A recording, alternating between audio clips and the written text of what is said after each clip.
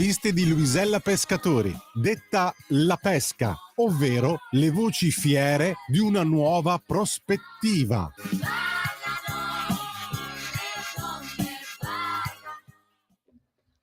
Buongiorno, buongiorno, buongiorno ed eccoci qua con un'altra voce fiera di una nuova prospettiva. Buongiorno cari radioascoltatori, buona radio a tutti voi. Io sono Luisella Pescatori, detta per voi e solo per voi La Pesca. Avete carta e penna? Una tazza di caffè e un luogo da sognare? Allora mettetevi comodi e restate con noi perché oggi parliamo di viaggi, sì, viaggiare! Come cantava Lucio Battisti, dolcemente viaggiare, rallentando per poi accelerare, con un ritmo fluente di vita nel cuore.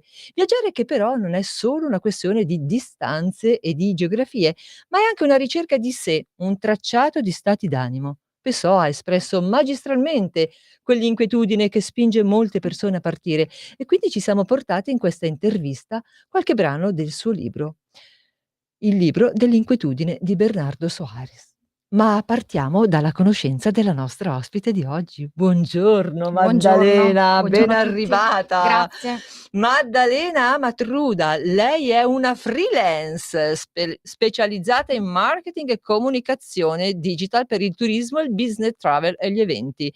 Aiuta aziende, hotel, location, agenzie viaggi, enti operatori turistici a far conoscere il proprio brand e a progettare o potenziare la loro presenza online. È una sportiva, amante del cibo e della buona tavola, appassionata viaggiatrice, pensate che organizza per gli amici weekend e itinerari turistici, visite guidate ed esperienze in giro per l'Italia.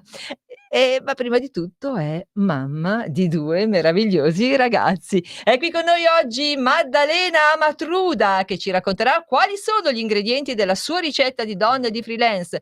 Cito apposta la canzone Ricetta di donna interpretata da Ornella Vanoni perché attraverso scelte linguistiche puntuali e raffinate sottolinea con ironia alcuni stereotipi sulle donne. Ricetta di donna del 1980 è scritta dalla Vanoni stessa con Amerigo Paola Cassella, Sergio Bardotti, Toto Savio, Michele Zarrillo e siccome Pesca dalla rete è una trasmissione tutta al femminile, salutiamo e ringraziamo anche la nostra Sveva, la parte tecnica. Buongiorno Sveva e ben ritrovata. Bene, partiamo allora con questa intervista con Maddalena. Nome? Maddalena Cognome? Amatruda, Città? Milano, Professione? digital marketing strategist e copywriter per il settore turistico. E cosa fa una digital marketing strategy copyright per il settore turistico? Allora, per farla semplice, è una Sì. sorta di direttore d'orchestra che deve cercare di Wow! rendere armoniosi tutti i vari canali di comunicazione all'interno di un progetto di web marketing, ovviamente turistico. Quindi si deve assicurare che tutti questi strumenti, che sono app, che sono siti web, che sono social, che sono email marketing, funzionino tutti in modo coordinato, così proprio come gli strumenti di un'orchestra. Risuonino in modo Esattamente. perfetto, ma che brava. Senti invece cosa non fa una digital marketing strategist e copywriter per il settore turistico? Allora, siccome il suo ruolo è quello di essere un po' un supervisore, quindi un coordinatore del progetto di web marketing, Sì. chiaramente non si occupa delle singole attività perché ci sono proprio dei professionisti che lo fanno, quindi lei Okay. supervisiona e coordina il tutto, eccetto nel mio caso il copywriting, perché invece quella è un'attività che seguo io direttamente.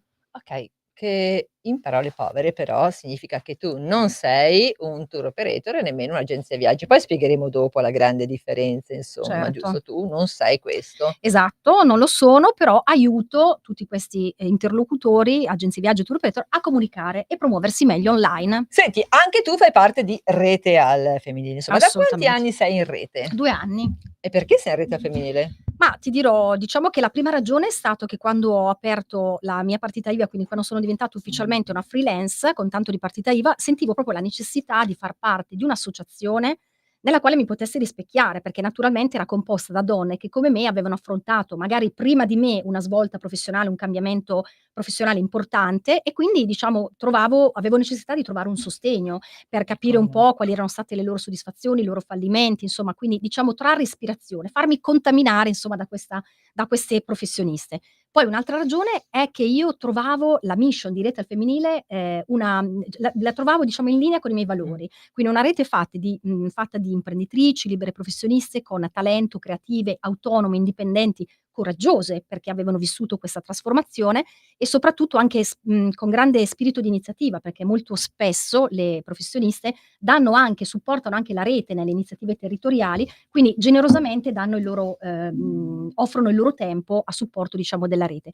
Poi una rete che mi piaceva perché puntava proprio sulla crescita, quindi sulla crescita della libera professione, tant'è che molto spesso vengono organizzati dei workshop territoriali locali che puntano proprio a migliorare quella che è la nostra attività professionale. Vuoi per esempio, i tool come dire, ci migliorano, cioè ci fanno diventare più performanti, insomma più produttive, oppure non so come avviene la ricerca dei clienti, l'acquisizione dei clienti, piuttosto che, tutto quello che ha a che fare magari con, equilibrare la vita professionale e con quella personale. Fare personal branding, quindi tutte questi oppure anche la stessa gestione delle finanze, che è un tema molto delicato e importante quando diventa libera professionista.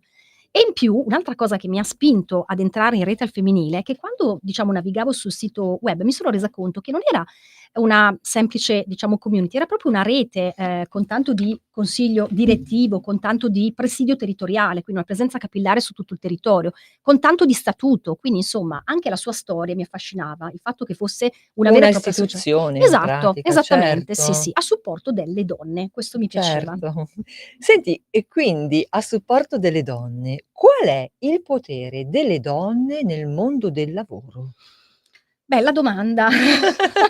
Ma noi vogliamo anche le belle Certo. risposte, vai. Ma diciamo che sicuramente, voglio dire, grandi conquiste, insomma, grandi passi in avanti li abbiamo fatti Sì, sì, sì. grazie, diciamo, alle storiche eroine, diciamo, della nostra storia, insomma, ai personaggi femminili della nostra storia. Poi diciamo che sicuramente c'è ancora molta strada da fare e lo sappiamo benissimo perché anche le ricerche ultimamente, quando si leggono, diciamo, i report che girano in rete, ci confermano come purtroppo spesso ancora nelle aziende abbiamo una realtà imprenditoriale o comunque dove le figure femminili ancora Mh-mh. o sono in minoranza o comunque ci sono ancora delle forme di discriminazione, il gender gap, insomma l'empowerment femminile non è ancora, diciamo, dal mio punto di vista, lo vedo anche nel mio settore, quando vado agli eventi di aggiornamento nel mio settore, spesso mi capita di vedere nei panel, cioè sul palco ci sono più che altro figure maschili, manageriali maschili, cioè ci sono anche donne, però siccome secondo me sono ancora un po', la Mh, minoranza, mh. diciamo. Quindi le figure apicali sono ancora un po' troppo maschili. Allora, sul tuo sito che è www.maddalenamatruda.it parli della digitalizzazione post pandemia. Ci parli di come è cambiato il tuo settore negli ultimi anni?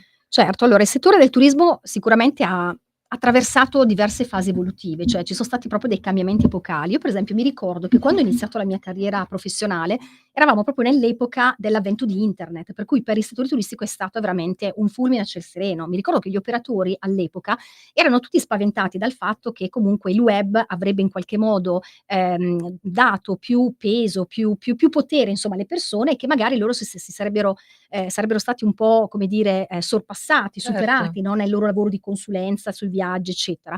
E quindi insomma la presenza online cominciava a diventare e anche le pubblicazioni, diciamo, di testi, cominciava a diventare una realtà molto molto importante, tant'è che erano gli anni in cui poi sono nati i blog di viaggio, no, i Il travel travel blog. blogger. E quindi insomma c'è stata una democratizzazione dei contenuti, gli stessi utenti potevano in qualche modo, pubblicare contenuti magari relativi alle vacanze, quindi potevano essi stessi ispirare, no, loro stessi potevano ispirare diciamo il pubblico, quindi, prendevano un po' il posto diciamo dei consulenti di viaggio. Ecco, c'è stato un po' di diffidenza, un po' di paura, però poi per fortuna i professionisti del turismo si sono resi conto che internet doveva diventare un Uno loro alleato, strumento, uno certo, strumento di lavoro certo. che li ha aiutati tantissimo. Altro cambiamento epocale è stato l'avvento dei social media. Qualche anno fa naturalmente i social media poi hanno preso all'inizio sembravano nati diciamo in sordina, molte aziende ad esempio li consideravano dei canali poco, come dire, poco attendibili, no, Okay. invece poi molte aziende si sono rese conto sempre di più, anche molti brand importanti nel turismo, che dovevano in qualche modo dare peso a questi canali, perché erano proprio la libertà, cioè erano l'espressione del loro brand, quindi potevano comunicare e intercettare meglio il loro pubblico, quindi avvicinarsi maggiormente a quelle che erano le preferenze dei loro utenti, quindi interagire con la loro community e questo era molto importante. E quindi oggi vediamo che con il proliferare dei social network, poi naturalmente abbiamo questo cambiamento continuo degli algoritmi, insomma c'è comunque un diverso atteggiamento da parte delle aziende, quindi anche del turismo, che presidiano i canali social, una maggiore sensibilità e attenzione e cura proprio della comunicazione. E poi arriviamo all'ultimo grande cambiamento, la I generativa, quindi quello che stiamo vivendo proprio in questo Sì. momento. Anche quello è effettivamente una grande sfida per il nostro settore.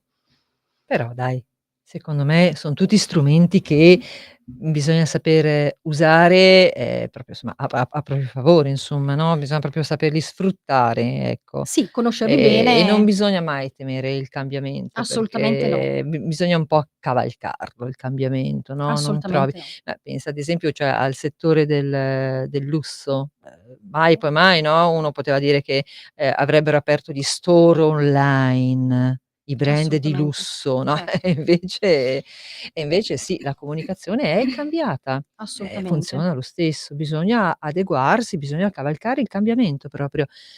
E adesso ci ritagliamo un momento di lettura di un piccolo brano di Pessoa, come avevamo promesso, ma è breve, breve questo.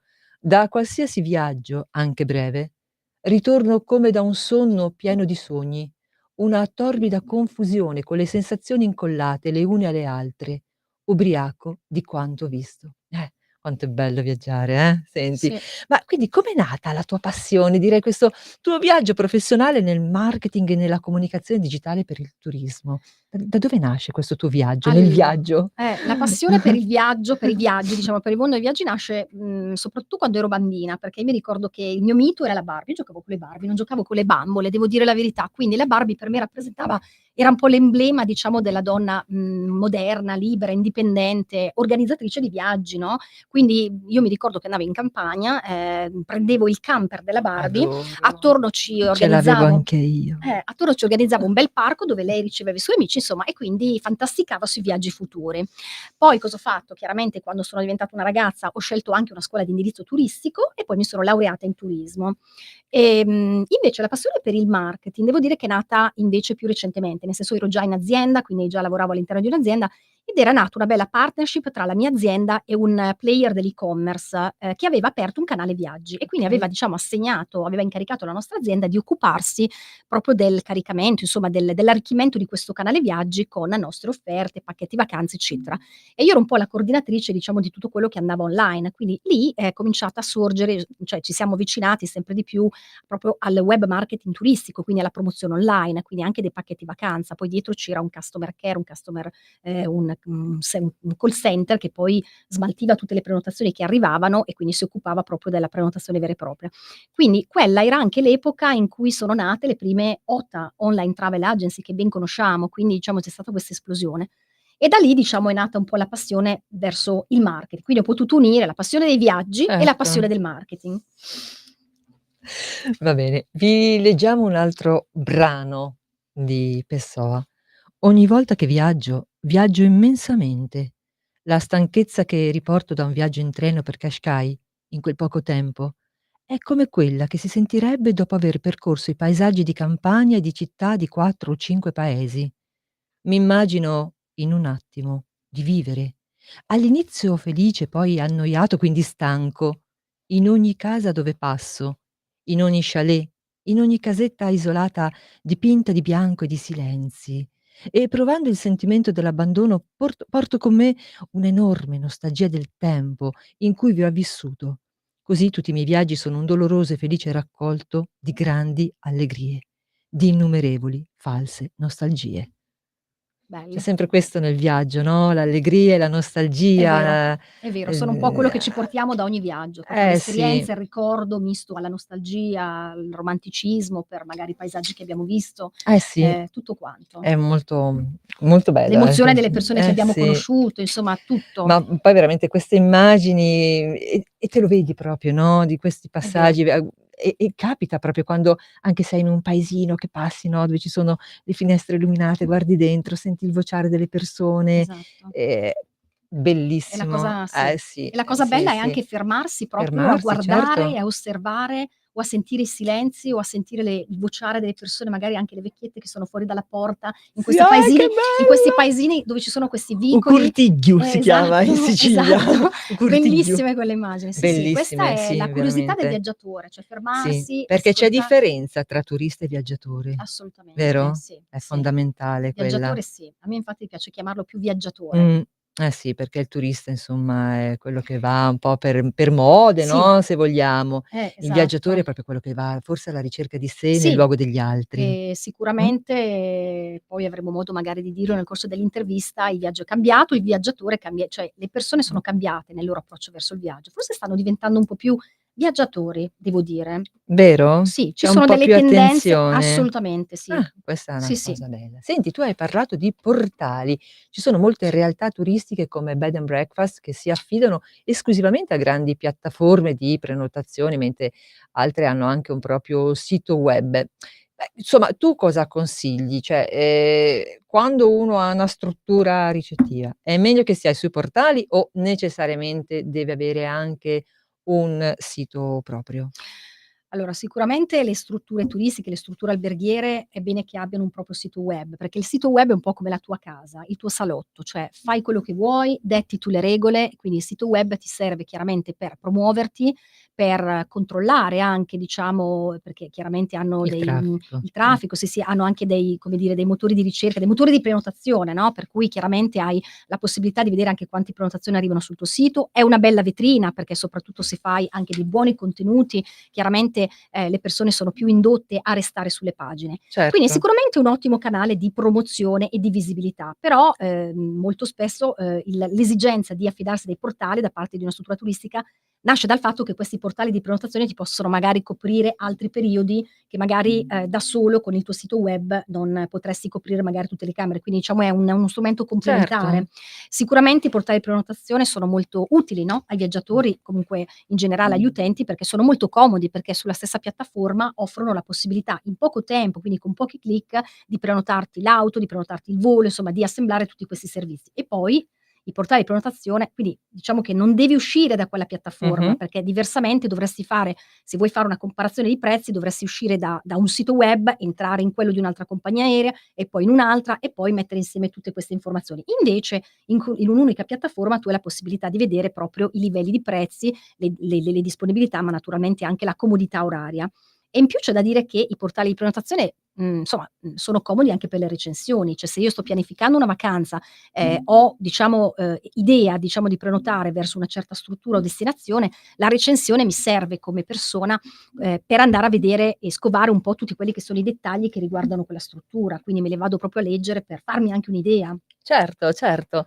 A proposito di recensioni, no, ma possiamo davvero sempre fidarci? Perché delle volte, diciamo la verità, ci sono delle recensioni che sembrano alcune sembrano delle piccole provocazioni, no, piccole cattiverie, altre sembrano delle esagerazioni, delle esaltazioni, insomma non tutte ci convincono fino in fondo. Oppure anche le foto. Per non parlare poi delle agenzie immobiliari, mettono delle foto meravigliose di case e poi dopo quando sei lì in loco dici: Delusione estrema. esatto, ma bravo il fotografo indubbiamente, però Ha poi fatto un ottimo lavoro il fotografo. decisamente. Però, come dico sempre io, poi le case si vendono, no, in visita, ma anche le strutture poi si, no, verificano quando sei lì. Quindi queste recensioni forse un po' finte, non sarebbe il caso di Allora le ridimensionare un sì, po'? diciamo che il mondo delle recensioni è un mondo vario, no, bello e vario, nel senso che come hai detto tu, sicuramente ci sono delle recensioni che possono essere estremamente positive oppure, invece negative, no, dall'altra parte. Di solito, sai, tante volte magari succede che la stessa azienda faccia una recensione per aumentare la Eh, sua reputazione, oppure potrebbe essere un concorrente che magari va esatto, a fare ecco. Chiaramente esatto. poi i portali bisogna dire che hanno degli strumenti per monitorare un attimo queste, recensioni false, questo sicuramente.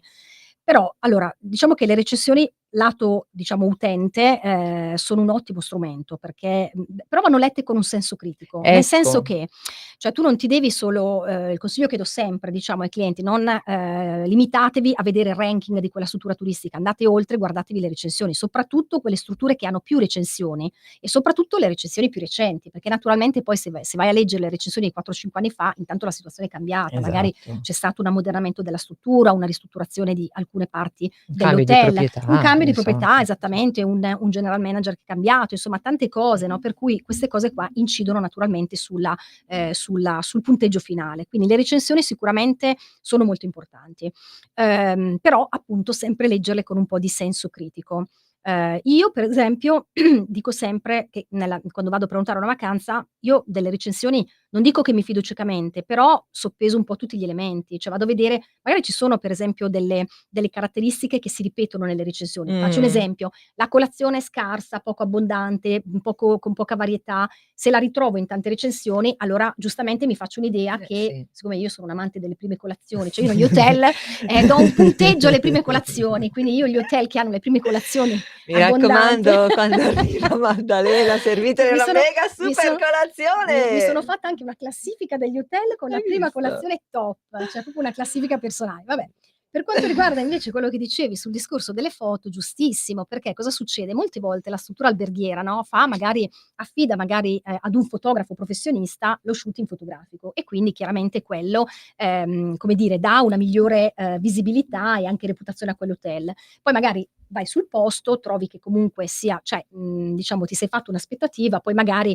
non sempre, diciamo, rispetto allo shooting fotografico, perché sai, Eh, i fotografi giustamente hanno i loro trucchetti, no, per far risaltare certe certo, ma quindi giusto. diciamo, magari grosse Però discrepanze non le trovi, però insomma trovi una differenza. Ma questo ci sta, perché comunque, il servizio fotografico è importante. Secondo me, la maggior parte delle strutture alberghiere dovrebbero avere uno shooting fotografico, perché trovo per esempio dei siti, non so se ti è capitato, dei siti di hotel che sono pessimi dal punto cioè mettono delle foto che sono veramente cioè inguardabili. inguardabili, capito? Mentre invece Sì, foto, video, queste cose qua sono fonte di ispirazione per il tu cioè io mi certo. avvicino a quella struttura e voglio andare in quella struttura perché mi cattura prima di tutto dal punto di vista di quello che Certo. troverò, insomma dell'ambiente, dell'atmosfera che mi trasmette grazie a un video o una foto. Senti, tu hai viaggiato molto per lavoro e per passione, eccetera. Qual è il posto che ti ha colpito di più e perché?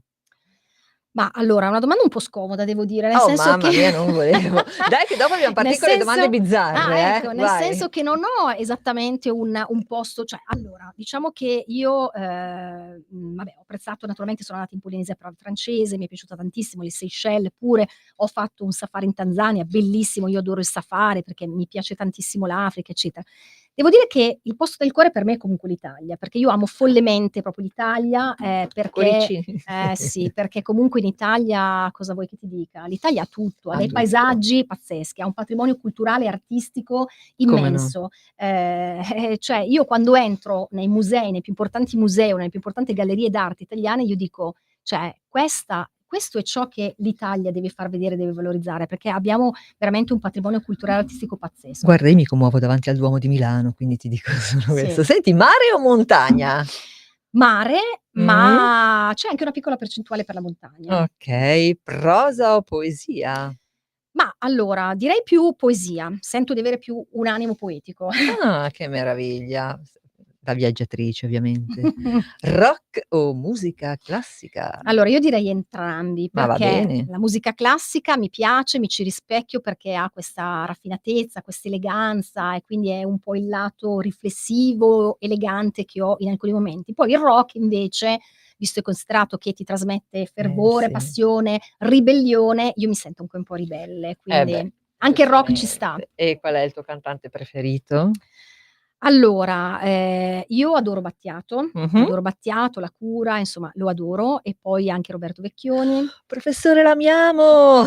Sì, è vero, è L'amiamo vero, è tanto vero. veramente. Tra l'altro Sì, sono sì, è stata a un suo vero. concerto a Mh. settembre, io ho pianto Ah penso la sì? maggior parte del poi c'è una canzone che invece mi fa impazzire, Salutiamo anche Massimo Germini, che è il suo chitarrista. Così, ciao è Massimo. vero.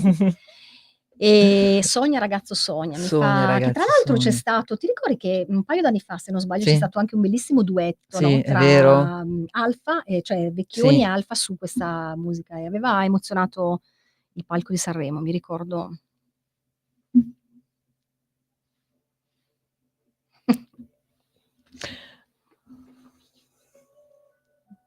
Devo dirlo. Mh.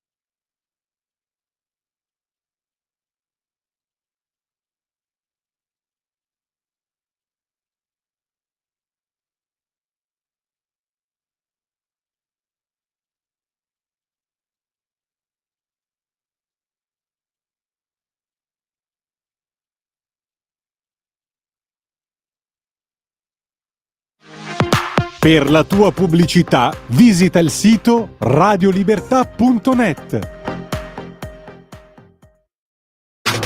Stai ascoltando Radio Libertà. la tua voce libera, senza filtri né censura. La tua radio. Stai ascoltando Radio Libertà. la tua voce libera, senza filtri né censura. La tua radio.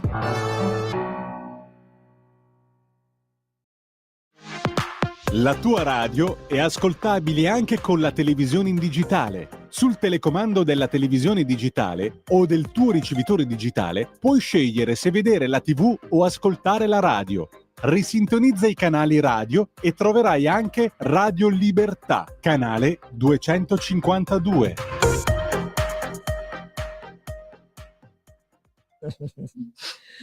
Eccoci di nuovo qua. Senti, riprendiamo questa intervista con le nostre domande bizzarre. Anni 60, 70, 80, 90. 80 e 90 perché mi ricordano la mia adolescenza. Citazione preferita. Allora, io amo questa citazione, ma non è l'unica, ne amo tante. Questa mi rappresenta abbastanza. Cerca di diventare non un uomo di successo, quanto piuttosto un uomo di valore, di Albert Einstein. Eh beh, segno zodiacale. Gemelli, ascendente Capricorno. Quindi un mix di? È un mix, diciamo, la parte gemelli che quindi è un segno d'aria, sicuramente, i gemelli sono persone curiose, brillanti, comunicative, sociali, amano molto il cambiamento, il movimento, l'apprendimento continuo e quindi in questo mi rispecchio completamente. Si annoiano facilmente, quindi devono avere molti stimoli. Questa è la parte, diciamo, più di gemelli che mi rappresenta. Poi c'è l'altra parte che è il Capricorno, quindi, dal Capricorno ho preso un po' la concretezza, la disciplina, la determinazione, la pianificazione, insomma è la parte più razionale dai. Colore preferito? Bianco, Come i tuoi pantaloni. 3 aggettivi che ti definiscono. allora curiosa, Mh-mh. determinata, empatica. La cosa più difficile che sai fare. Allora io penso che sia parlare in pubblico perché Stai facendo una cosa difficilissima quindi adesso che c'è il pubblico ma che sai ti perché dico ascolta. questo? Perché in genere che parlare in pubblico io mi ricordo anche Sì, quando ero certo. magari, insomma, in azienda, no, che c'erano persone che dovevano parlare davanti a un cioè, chiaramente è una cosa che ti mette un po' in ansia. Io invece devo dire che forse proprio perché magari quando ero ragazzina a scuola facevo la rappresentante, no, quindi mi capitava di parlare a una grande platea Sì, probabilmente ho preso un po' più di dimestichezza, di visto? confidenza e mi ha aiutato, magari mi ha sbloccato e quindi adesso non è che non provo agitazione quando devo salire su un palco, però sicuramente una volta che inizio mi sento a mio Beh, agio. ci sono dei trucchi comunque anche teatrali, no, È vero. per stare sul palcoscenico. Inizialmente ti dicono: "Non fatevi prendere dal panico per il pubblico, immaginate che tutto il pubblico siano persone in mutande." E lì a quel punto rischi anche che potrebbe anche venirti da ridere, però insomma ci sono dei trucchi, no, per restare comunque concentrati, perché io penso che una delle cose più terrorizzanti possa essere perdere la cioè è perdere, non possa essere, lo so da esperienza di teatro, perdere la Certo, concentrazione è una delle cose che è vero. potrebbe più mandarti in crisi su un palcoscenico, ecco. Senti, un sogno ricorrente. Allora, sogni io mi ricordo che un sogno ricorrente che faccio abbastanza spesso è quello di sognare l'acqua di un oceano, Che l'acqua però meraviglia. ecco, ha un significato positivo perché di solito è sempre acqua pulita. Ho letto che Okay. quando l'acqua è sporca invece non ci sono cose belle in vista. Noi solo Per acqua cui pulita, per carità. Di cosa hai paura oltre dell'acqua sporca?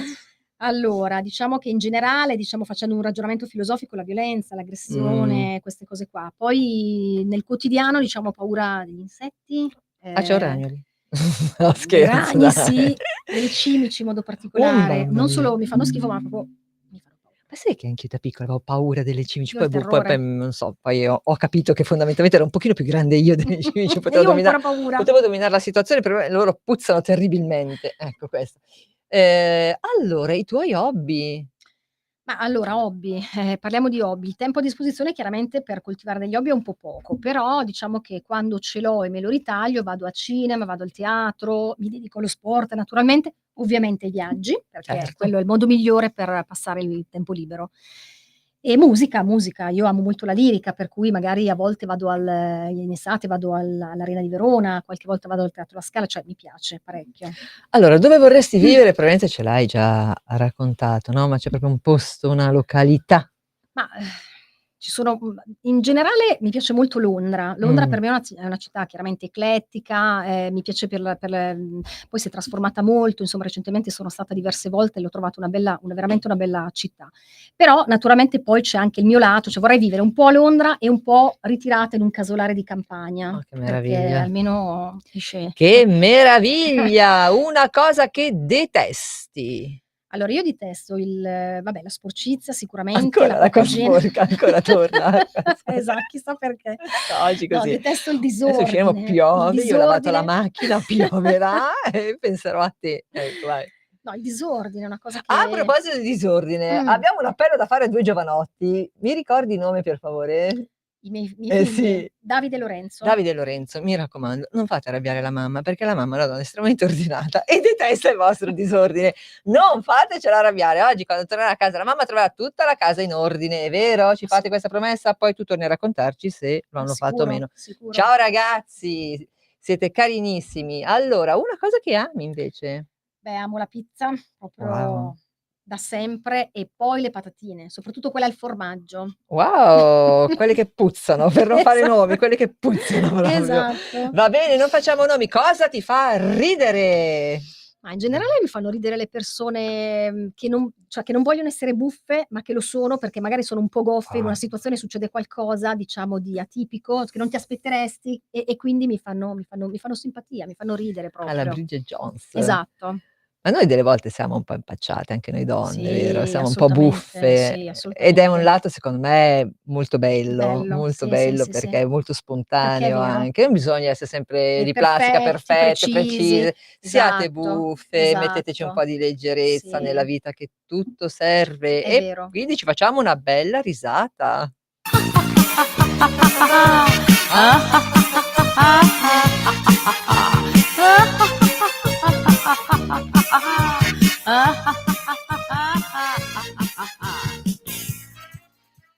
Allora, mia cara Maddalena, come diceva il grande Enzo Tortora, entriamo nel vivo delle trattative. Sul tuo sito www.maddalenamatrulla.it parli di strategia per amplificare la comunicazione.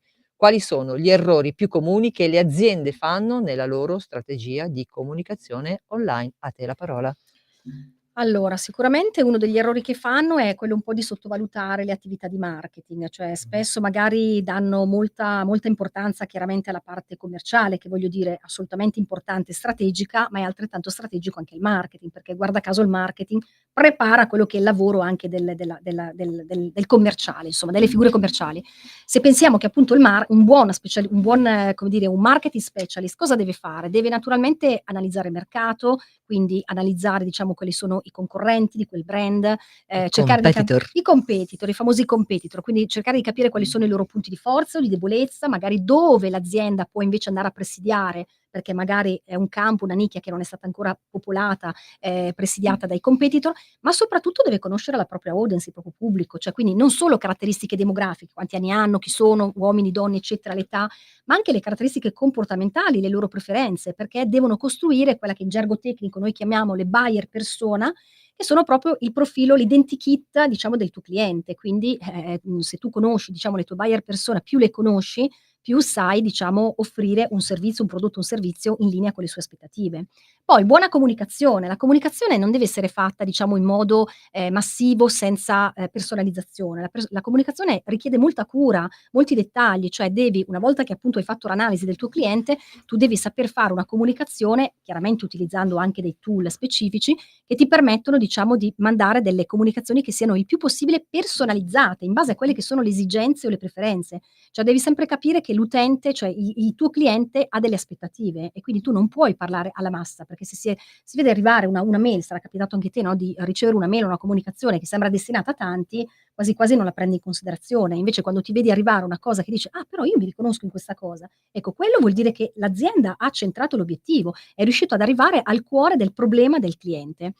Poi un'altra cosa che, molto spesso fanno come errore, è che non hanno una pianificazione strategica. Nel marketing non serve fare diciamo cioè nel senso, ci sono molte aziende che magari si lanciano in 1000 cose, 1000 iniziative, 1000 eventi, eccetera. Tutto bene, cioè va tutto bene, però prima di tutto pensate alla strategia, alla pianificazione strategica, il piano marketing, che naturalmente è work in progress, perché tu una volta che lo fai naturalmente poi devi essere, come dire, Certo. contaminato e integrato da quelli che sono gli aggiornamenti di mercato, eccetera, no, l'evoluzione del settore. Quindi la pianificazione strategica serve proprio perché è tipo un barometro di quella che è la tua attività e soprattutto ti permette di vedere non solo l'esecuzione, ad esempio, delle tue campagne, no, hai lanciato un brand, hai lanciato un resort nuovo, hai lanciato una nuova destinazione, ma ti permette di vedere e di sperimentare se quello che tu stai facendo funziona e se non ha funzionato qualcosa, alla fine farai un'analisi e tirerai un po' le somme. E quindi scusa, quali sono i consigli che daresti a chi, deve promuovere una destinazione turistica, anche nuova se vuoi, in modo efficace sui social media? Ma sicuramente cercare di prendere i social media, non sottogamba, diciamo cercare capire che questi canali social, queste piattaforme social sono, diciamo il luogo prediletto dove poter fare la propria comunicazione, la propria promozione di servizi.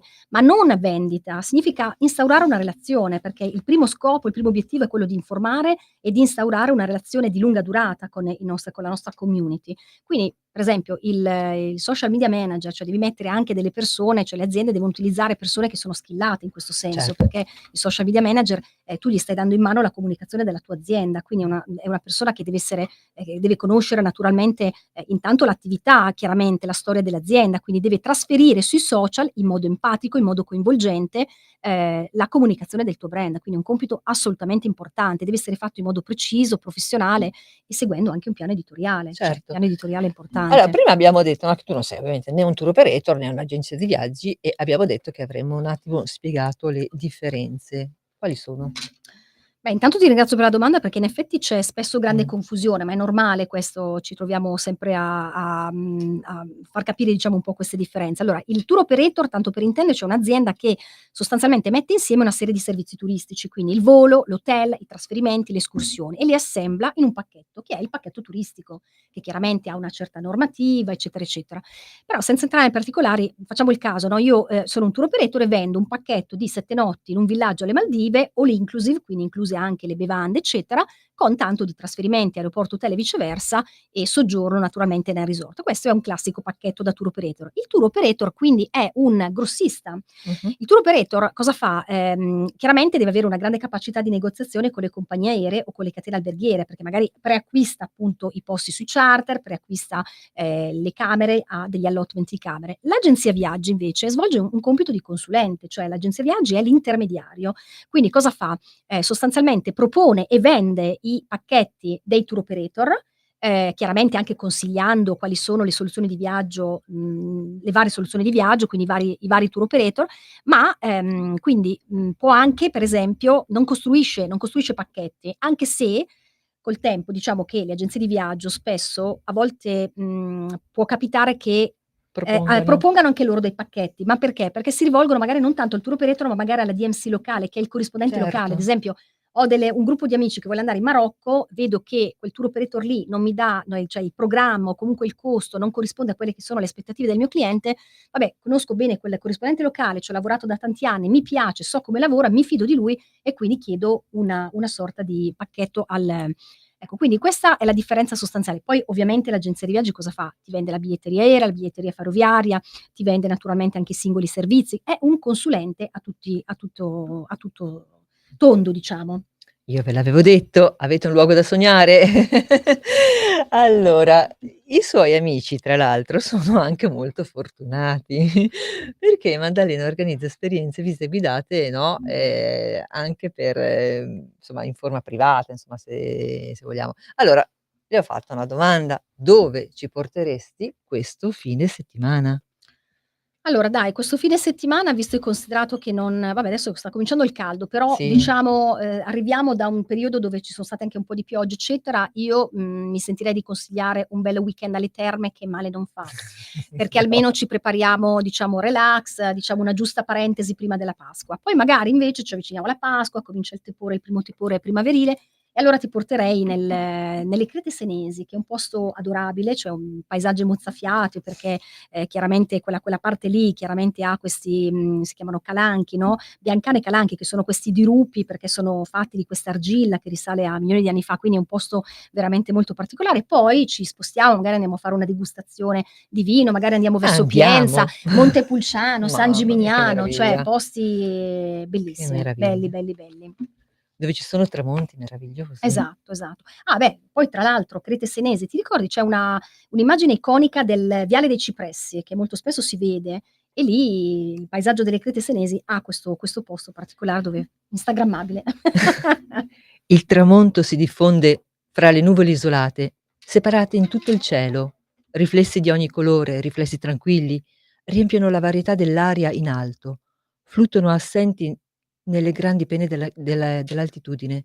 Sui tetti alti, metà colore, metà ombre, gli ultimi lenti raggi del sole che scompare assumono forme di colore che non sono né le loro, né delle cose su cui si posano. C'è una grande pace al di sopra del livello rumoroso della città, che sta anch'essa tornando alla tranquillità. Tutto respira, al di là del colore e del rumore, in un sospiro profondo e muto. Bellissimo. Eh beh, del resto è Pessoa, lo sono io, quindi insomma, voglio dire, tra i tuoi paesaggi e la sua scrittura io ve l'avevo detto, no, che avremmo sognato oggi. Senti, ne abbiamo già accennato, ma qual è l'impatto dell'intelligenza artificiale, della realtà virtuale nel marketing turistico? Ma sì, ne abbiamo Mh. accennato qualcosina all'inizio. Vabbè, l'intelligenza artificiale sta arrivando in maniera diciamo, sta avendo un bell'impatto, diciamo, nel settore, anche perché l'intelligenza artificiale permette a molte aziende, diciamo, di turismo, del travel, di analizzare molto bene i comportamenti degli utenti, no, ci sono addirittura siti web che, essendo appunto integrati con l'intelligenza artificiale, permettono di proporre anche delle soluzioni di viaggio in base a quelle che sono state le preferenze, le prenotazioni passate di un utente. Sicuramente, beh, poi abbiamo i chatbot sono oramai li abbiamo da diverso tempo, i chatbot vengono molto utilizzati nel travel e anche nel business travel, perché magari danno delle risposte immediate, no, agli utenti che chiedono delle informazioni o su un resort o magari su una destinazione, eccetera. Quindi permettono anche un po' di filtrare, la prima risposta, no, poi chiaramente se hai bisogno di qualcosa di più dettagliato devi andare oltre, no, devi contattare l'azienda. Insomma, diciamo che, Ecco, poi per esempio un'altra applicazione è il fatto che aiuta, no, nella produzione nell'automazione dei contenuti o anche nell'automazione delle recensioni, cioè è possibile grazie all'intelligenza artificiale avere un supporto per automatizzare i contenuti, quindi magari costruirti un piano editoriale. Prova a pensare a un'agenzia di viaggio che comunque deve essere focalizzata su quella che è la vendita, perché chiaramente il pubblico entra e deve essere seguito e non ha il tempo materiale per seguire i social, però comunque ha aperto dei profili social. Diciamo che grazie all'intelligenza artificiale può magari servirsi per avere, dei contenuti ispirazionali sempre frequenti e sempre aggiornati, ecco. Senti, tu prima hai detto che sta un po' cambiando il comportamento dei viaggiatori nella scelta delle destinazioni, proprio nell'approccio al viaggio. Ce ne vuoi parlare? Poi anche Pessoa ci dirà cosa pensa del viaggiatore. Sì, diciamo che ci sono state sicuramente, in modo particolare dalla pandemia in poi, che ha creato sicuramente una sorta di spartiacque nel mondo del turismo, ci sono delle evoluzioni interessanti, che vengono anche confermate proprio dai dati statistici, cioè dagli studi di mercato. Ad esempio, i viaggiatori cosa cercano oggi? Cercano delle esperienze che siano il più possibile vere, autentiche e molto spesso anche lontane da quelle che sono le destinazioni classiche, da quelle super affollate, dal turismo di massa. Ecco perché prima dicevamo mi sembra che, ecco, possiamo dire con una certa attendibilità che sta diventando più viaggiatore che turista, perché diciamo ci stiamo lasciando un po' alle spalle questa fatica delle destinazioni super affollate, dove chiaramente ti senti un po' un numero, no, ti senti poi in un tritacarne, perché vai in un posto come può essere, che ne so, Capri, la Costiera Amalfitana e trovi delle bellezze che però, voglio dire, quando cammini fai fatica a camminare perché comunque sono affollati, ma anche altre destinazioni naturalmente. Quindi diciamo che oggi ricercano esperienze vere e autentiche, lontane dal turismo di massa, quindi destinazioni anche al di fuori dei soliti circuiti tradizionali, ma soprattutto magari che possano anche interagire con le comunità locali. Quindi c'è una grande attenzione Okay. anche alla sostenibilità e all'ambiente, al rapporto con le comunità locali. Ad esempio, è confermata la tendenza sempre di più di rivolgersi o di ricercare proprio quegli hotel che magari hanno delle certificazioni green, che sostengono che Okay. magari hanno dei trasporti a basso impatto ambientale. Questa è una caratteristica. Poi sicuramente possiamo dire che, c'è una tendenza sempre di più a pianificare le proprie vacanze attraverso questi grandi portali di prenotazione, no, perché ovviamente dicevamo la digitalizzazione della pandemia, cioè è esplosa un po' con la pandemia, no, si utilizzavano molto questi strumenti anche di videoconference, quindi diciamo che il pubblico si è sempre più avvicinato a questi strumenti, online e quindi oggi la vacanza, soprattutto da parte delle generazioni più giovani, viene, affrontata in modo totalmente autonomo. Magari appunto non entrano in agenzie di viaggio, no, anche se devo dire che poi le agenzie di viaggio in modo molto intelligente stanno creando delle campagne marketing, senza fare nomi, ci sono dei brand del turismo che si stanno avvicinando a questo target e stanno proponendo, delle soluzioni di vacanza per attirare e stimolare la clientela più giovane. Poi, possiamo dire che sicuramente ci sono anche quei viaggi che puntano al benessere, che Okay. puntano proprio al relax totale e anche ci sono delle soluzioni di viaggio che ti allontanano proprio ti disconnettano completamente dalla tecnologia. Magari ci sono dei viaggi con ritiri Oh yoga, sì. più viaggi olistici, cioè, viaggi dove puoi sperimentare delle soluzioni, diciamo, di benessere che ti permettono proprio di isolarti completamente. Poi insomma la fantasia si sa, no, supera sempre la realtà. Ci sono degli alberghi, degli hotel, degli alberghi che sono veramente non convenzionali, Sì. l'albergo nel carcere, l'albergo sul ghiaccio, insomma ce ne sono di tutti i tipi. Ma ti dico chi era il viaggiatore con uno spirito vero da viaggiatore secondo Pessoa. Il solo viaggiatore con uno spirito da vero viaggiatore che io abbia mai incontrato era il giovane garzone di un ufficio che ho conosciuto presso un'altra ditta dove un tempo lavoravo. Questo ragazzino collezionava dépliant pubblicitari di città, paesi stranieri, di società di trasporti, possedeva carte geografiche strappate da qualche periodico oppure recuperate qua e là. Conservava, ritagliate da giornali e riviste, illustrazioni di paesaggi, stampe di costumi esotici, immagini di navi e di imbarcazioni. Andava per le agenzie di viaggio a nome di un ipotetico ufficio, o forse a nome di un qualche ufficio esistente, magari proprio quello dove lavorava, e chiedeva dépliant per viaggi in Italia, dépliant per viaggi in India, dépliant che indicassero i collegamenti fra il Portogallo e l'Australia. Non solo era il più grande viaggiatore che ho conosciuto, perché il più vero, era anche una delle persone più felici che mi sia mai capitato di incontrare. Mi dispiace di non avere avuto più sue notizie, o meglio, suppongo che mi dispiaccia. In realtà non mi dispiace affatto perché oggi, passati 10 più anni dal breve periodo in cui l'ho conosciuto, deve essere diventato adulto, stupido, un uomo che compirà il proprio dovere, forse sposato, sostentamento sociale di qualcuno. Un morto vivo, insomma, ed è persino possibile che abbia viaggiato con il corpo. Lui, che era così bravo a viaggiare con l'anima. Bello. Bello, Mi sono vero? un po' riconosciuta, all'inizio, sai perché? Perché quando andavo alla BIT, che è la famosa fiera del turismo, io ero una ragazzina, studiavo, no, ero alla scuola superiore e mi portavo proprio la valigia dove buttavo dentro tutti i cataloghi, facevo incetta di cataloghi di tutte le destinazioni e già cominciavo a sognare, no, per cui per me Beh, fa no, ma parte devo insomma dire che è stato molto bello conoscerti e fare questa intervista perché veramente andare poi a cercare dei brani di Pessoa assolutamente. e integrarli è stato veramente un Ma bellissimo infatti viaggio. devo Ma ti dire che ringrazio molto veramente perché è molto nutriente questa intervista, Ma infatti possiamo grazie. lanciare questa Ma sfida, no, lanciamo quello che vuoi. ai radioascoltatori, nel senso che quando Dai. fate un viaggio cercate sempre di informarvi prima magari di qualche appunto poeta, autore che ha parlato di quella destinazione, Perché perché no? la vivi in Brava, un modo veramente diverso, cioè arrivi sulla destinazione ricordando queste parole e certo. quindi Oppure arrivi più seguite Maddalena sui social e e vi do qualche bel troverete consiglio. qualche bel consiglio Assolutamente. sicuramente. Come immagini la tua professione, la tua vita tra 5 e 10 anni? Mah, mi piacerebbe diventare un'imprenditrice. A proposito di imprenditore, c'è un imprenditore che ti ha ispirato? Diciamo Steve Jobs, poi nel campo della moda mi piace molto Armani come Oh. imprenditore, piuttosto che Re Gucci. Giorgio. Re Giorgio, Lo amiamo tutti eh, dai, diciamolo. e poi Brunello Cucinelli pure mi Mh. piace. Senti, hai un mentore invece che un maestro che ti ha illuminata? Beh, naturalmente dalle mie lunghe letture di marketing, Philip Kotler, il padre del marketing, Seth Godin, poi ho letto recentemente che mi è piaciuto molto Simon Sinek, perché lui parla proprio del purpose, bisogna avere il purpose, cioè partire dal perché, dal proprio perché. Eh. E poi seguo anche Riccardo Scandellari, è un ispiratore, un Oh, grande ispiratore, caspita! Scande, e Salutiamo tutti oggi. esatto, Paolo Borzacchiello, Certo. poi insomma diversi. Senti, qual è la sfida più grande del tuo lavoro? O nel tuo lavoro, come vuoi tu. Rispondi come vuoi. Ma io credo che la sfida più grande sia vabbè adesso sembrerà banale, la soddisfazione del cliente, ma la soddisfazione del cliente per me passa da un concetto molto importante, che è la relazione, una relazione di fiducia, una relazione anche empatica, perché tu quando, chiaramente, devi, in qualche modo immaginare, progettare la sua comunicazione, nel mio caso, devi anche capire quali sono le sfide che lui si trova di fronte, quali sono le sue difficoltà, che cosa vuole raggiungere come obiettivo. Però prima di tutto bisogna stabilire una ottima relazione di collaborazione, quindi fatta proprio costruita sull'empatia, sulla trasparenza. Senti, dopo questo stacchetto dalla Mission Impossible, ci darai 3 consigli? Perché no?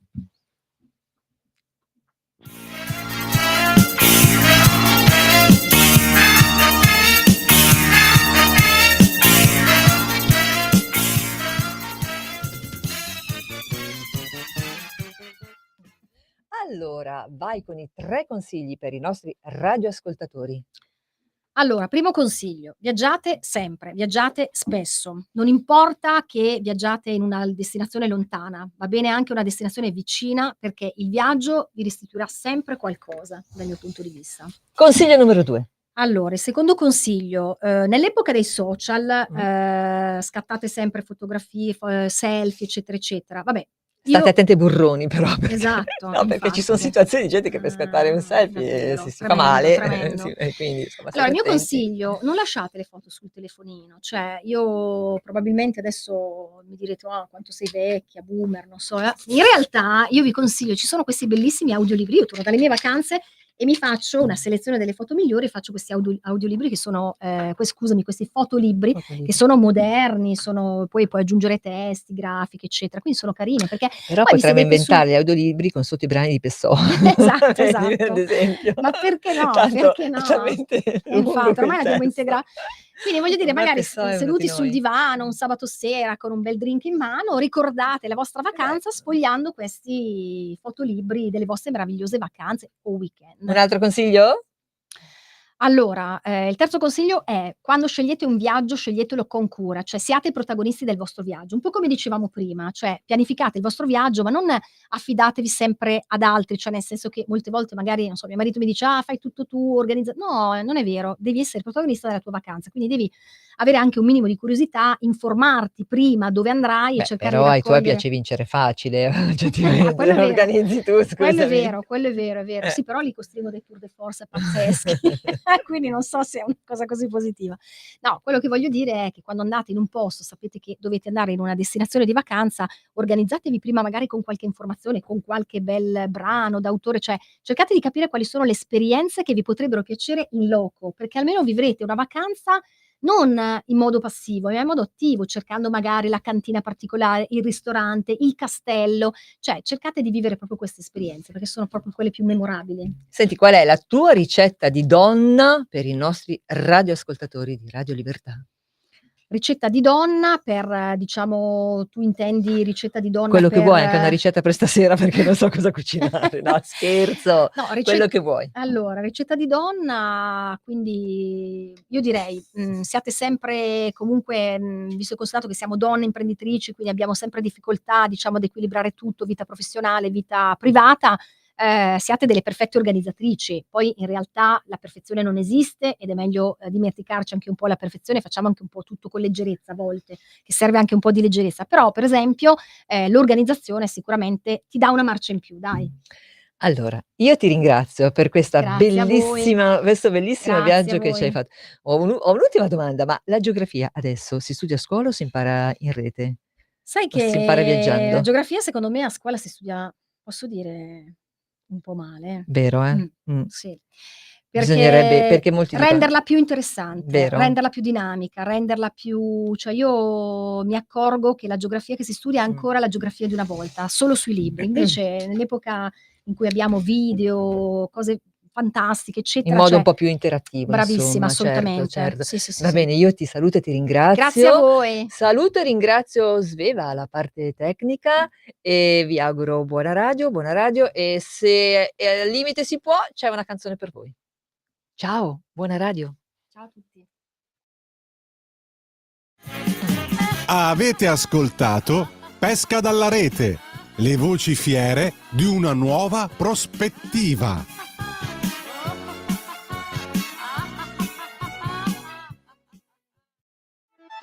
Stai ascoltando Radio Libertà, la tua voce libera, senza filtri né censure, la tua radio.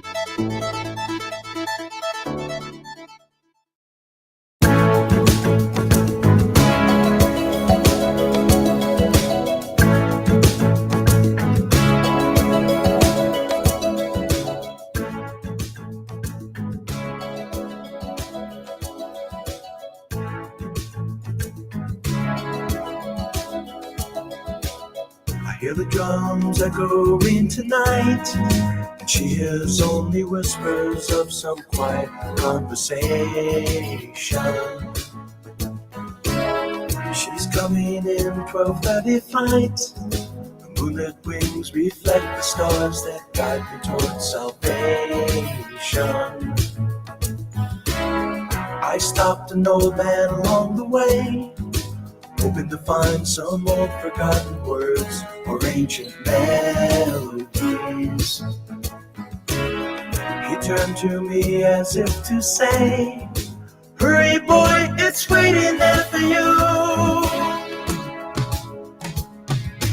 It's gonna take a lot to drag me away from you. There's nothing that 100 men or more could ever do. I guess the rain's down in Africa. Gonna take some time to do the things we never did.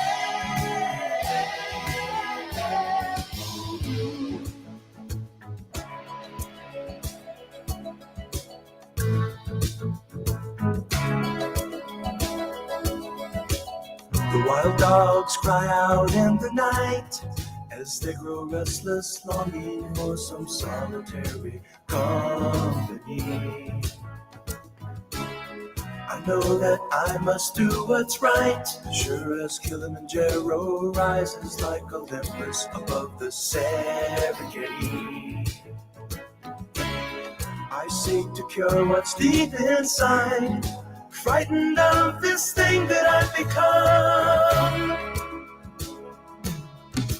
It's gonna take a lot to drag me away from you. There's nothing that 100 men or more could ever do. I guess the rain's down in Africa. We're gonna take some time to do the things we never did.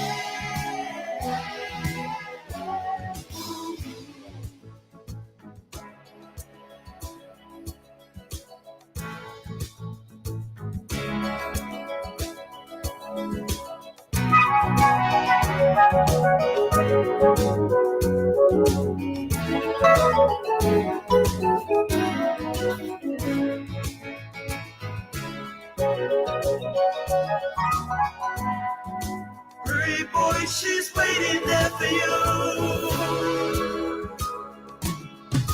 It's gonna take a lot to drag me away from you. There's nothing that 100 men or more could ever do. I bless the rains down in Africa. I bless the rains down in Africa. I bless the rains down in Africa. I bless the rains down in Africa.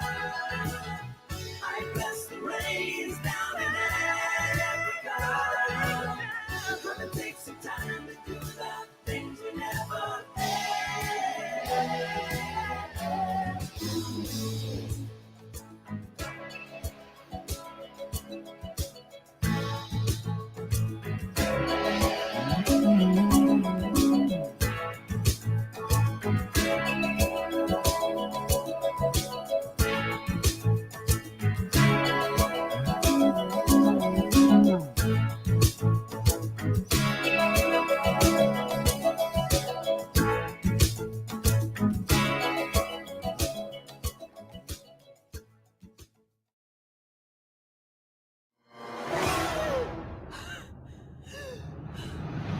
Pensa a respirare. Ora abbandonati. Che cosa vedi? Luce, oscurità, l'equilibrio. È tanto più grande. C'è stato un risveglio. Hai sentito? Conosco una sola verità.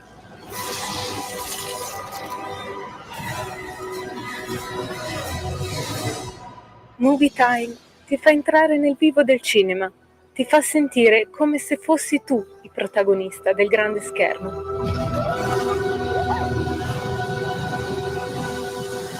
Ogni sabato dalle ore 16. In quanti ti promettono trasparenza, ma alla fine ti ritrovi sempre con la bocca chiusa e non puoi dire quello che pensi. Radio Libertà non ha filtri né censure, ascolta la gente e parla come la gente.